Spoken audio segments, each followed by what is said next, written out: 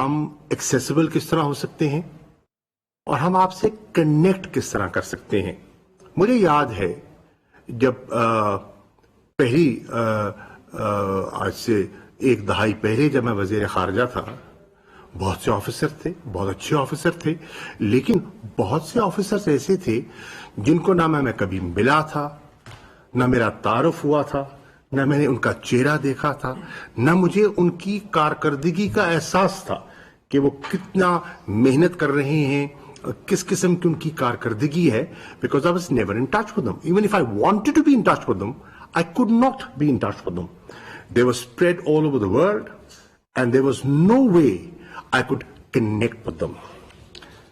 But today, with technology, with digitalization, this has become possible.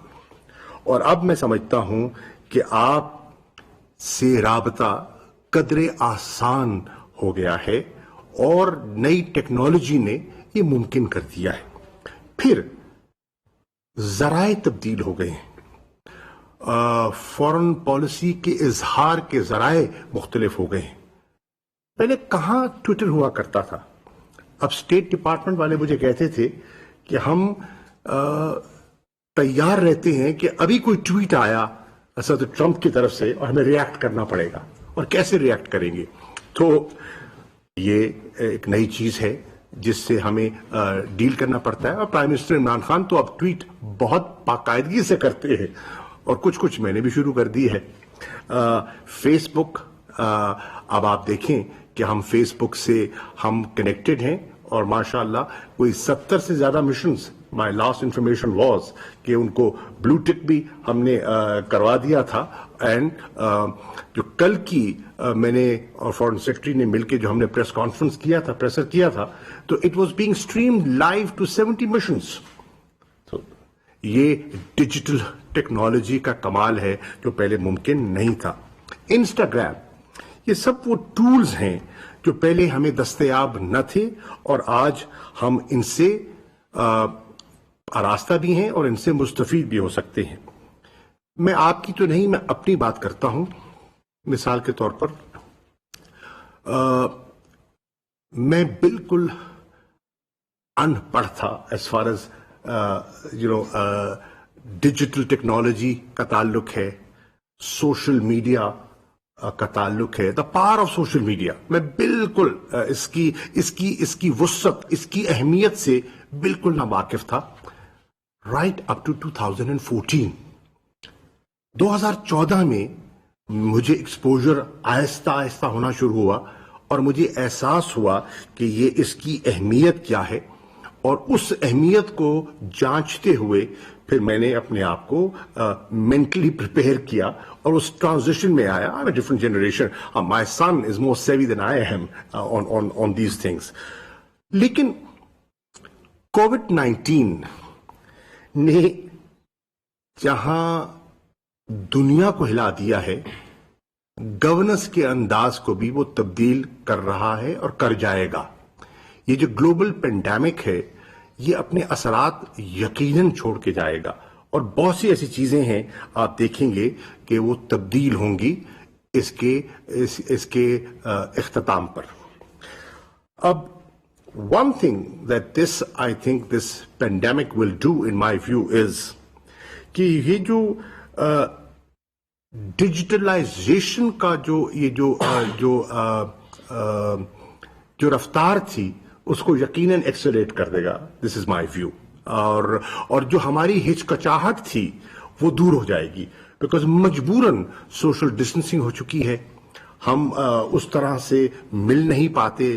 اب آپ دیکھیں اس وقت فورن آفس کی جو اٹینڈنس ہے for reasons to protect our officers، ہم نے تھن آؤٹ کر دی ہے. لوگ گھروں سے بیٹھ کے کام کرتے ہیں. ایز ریکوائرڈ ایڈیشنل سیکرٹریز کو یہ اختیار دیا گیا ہے کہ وہ حسب ضرورت کس کو بلانا ہے، کس کو نہیں بلانا، کیسے روٹیٹ کرنا ہے، وہ ایسا کر رہے ہیں because of this new challenge.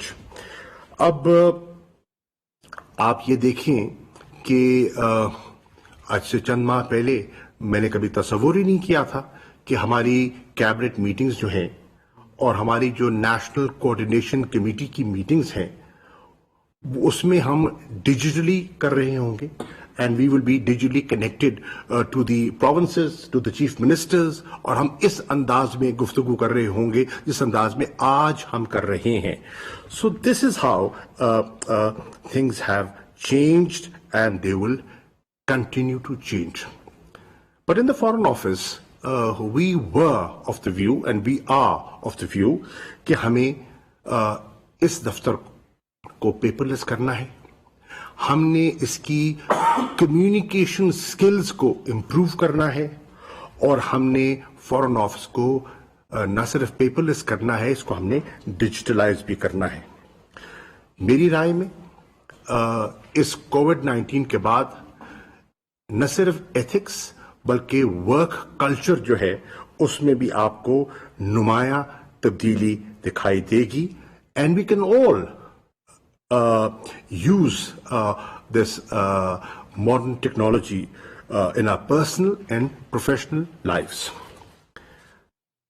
تاریخ اس بات کی گواہ ہے کہ جب بھی کوئی آفت آتی ہے, کوئی کرائسس آتا ہے, تو اس کرائسس میں تبدیلی بھی آتی ہے, اور وہ کرائسس جو ہے وہ انوویشن کو جنم دیتا ہے. وہ کرائسس جو ہے وہ تبدیلی کا ذریعہ بن جاتا ہے, اور نئے آئیڈیاز جو ہیں وہ ایمرج کرتے ہیں. یہ تاریخ بتاتی ہے, آپ اٹھا کے دیکھ لیں.